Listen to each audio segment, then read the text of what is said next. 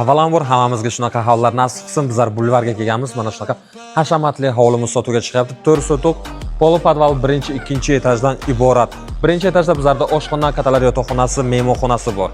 Va mana bu tomonda bizlarda katta darvozaxona, 3-4 ta moshin bemalol sig'adigan joy qilingan, ikkita zelena zona o'tiradigan joy, mangalniy zona qilingan, letni tualet.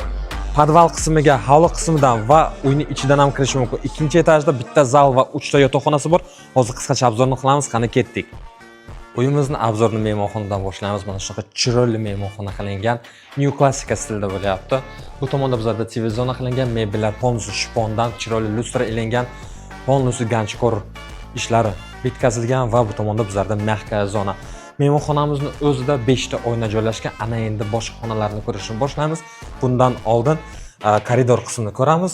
Shuna chiqishimizda bizlarda chap tomonda bizlarda ikkinchi etajga chiqadigan yo'lak, bu tomonda hovlidan kiradigan joy bo'lyapti.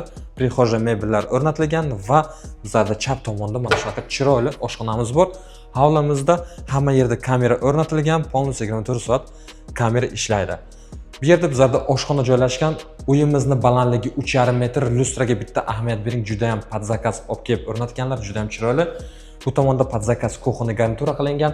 Mana bu рабочая zona va astravok koreyskiy toshdan bo'lyapti. Bu tomonda esa bizlarda televizor o'rnatilgan, klimat kontrollari ham o'rnatilgan. Faqat uyimizga kirib yashash kerak.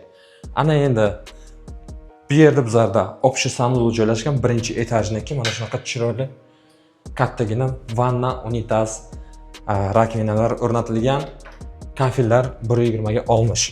Bu yerda esa bizlarda kattalar yotoqxonasi chiroyli qilib korolevskiy kravat o'rnatilgan, shifoner qilingan, hamma mebellar shifondan bo'lyapti. Mehmonxonani lustrasiga bitta baho beringlar. Va bu tomonda bizlarda TV zona, podstavka va termolar o'rnatilgan. Ana endi uyimizni ikkinchi qavatini obzorni qilamiz, qani ketdik. Uyimizni yo'laklari ikkinchi etajga chiqadigan va pol podvalga tushadigan yo'lak polnusti yong'oq daraxtidan qilingan ekan. Mana bu yerda bizlarda ikkinchi etajda katta hol kutib oladi. Mebellar Mondeluxdan o'rnatilgan va shifon mebellar bilan bezatilgan, TV zona va orqa tomonlari. Mana shunaqa katta mehmonxona qilish ham mumkin bu tomonni. Bundan tashqari bizlarda katta balkon ham joylashgan. Ana endi xonalarni ko'rishni boshlaymiz bitta-bitta. Birinchi xonamiz bu qizlar yotoqxonasi bo'ladi. Qiz bolalarning yotoqxonasi mana shunaqa chiroyli bezatilgan, ranglar juda ham chiroyli podbirat qilingan, ikkita kravati bor. Bu tomonda ham bitta kichkinaroq balkoni bor, TV zona qilingan, termo shifonerlar o'rnatilgan.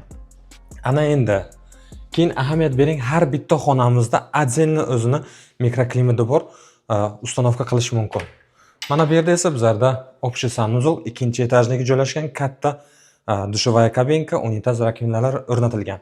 Bu yerda esa bizlarda texniskaya zona, dvokonturli kotellar o'rnatilgan, ariston, hamma kerakli narsalar shu yerda joylashgan uyimizniki. Bu yerda esa bizlarda bitta xona, xohlasangiz ofis qilinglar, xohlasangiz yana bitta yotoqxona, mehmonlar yotoqxonasi qilish mumkin. Bu yerda o'g'il bolalar uchun yotoqxona, bu yerda ham hamma kerakli mebel jihozlari o'rnatilgan, o'tirib dars qiladigan joy, ikkita kravat, shifoner, kerakli narsalar bor. Va bu yerda bizlarda kattalar yotoqxonasi bo'lyapti. Kattalar yotoqxonasi ham ikkinchi etajniki ham juda ham did bilan remont qilingan. Pod proyekt dizaynerlar hammasini o'zlari qilganlar. Bu yerda ham kravat, TV zona, shifoner, termolar o'rnatilgan. Bundan tashqari kattalar yotoqxonasida ikkinchi etajda o'zini отдельно санузeli bor.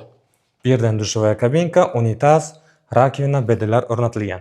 Ana endi hovlimizni pol podval qismini obzorni qilamiz, qani ketdik. Pol podval qismiga ham tushib oldik. Shuni tushishimizda bu tomonda bizlarda katta mehmonxona kutib oladi. Polnusi pol qilingan, issiqgina katta televizor o'rnatilgan. Bu yerda ham hamma xonasida oynasi bor, chiroyli remont qilingan. Ana endi keling bu tomonda bizlarda hovli qismidan kiradigan joy qilingan va bu yerda bizlarda bilyardni zona qilingan, joylari qo'yib o'tilgan mebel bilan bezatib qo'yganlar. Va bu yerda bizlarda bundan tashqari холодная zona joylashgan, расширительный bak bilan suvniki va bu yerda bizlarda oshxona joylashgan. Nima uchun qilingan desangiz, ertaga maraqa qilsangiz, bu tomonda podvalda erkaklar o'tirsa agar, ikkinchi etajda ayollar o'tiradi va alohida kirish mumkin bu tomonga. Ayollar ham bemalol alohida kiradi. Do'stlar, kimga qiziq bo'lsa agar, qo'shimcha ma'lumot pastda opsiyada bo'ladi. Telefon qilinglar, narxi, adresini tushuntiramiz. Hovlimiz bulvarda joylashgan, orientir prezidentskaya dacha bo'lyapti. 4 sotokdan iborat 7 ta xonasi bor. Polностью yevro remont qilingan, remontdan keyin hech kim yashamabdi. G'ishtdan qurilgan hovli bo'lyapti. Hovlini video obzorini tanishlarga yuborib qo'yish esdan chiqmasin, ko'rishguncha.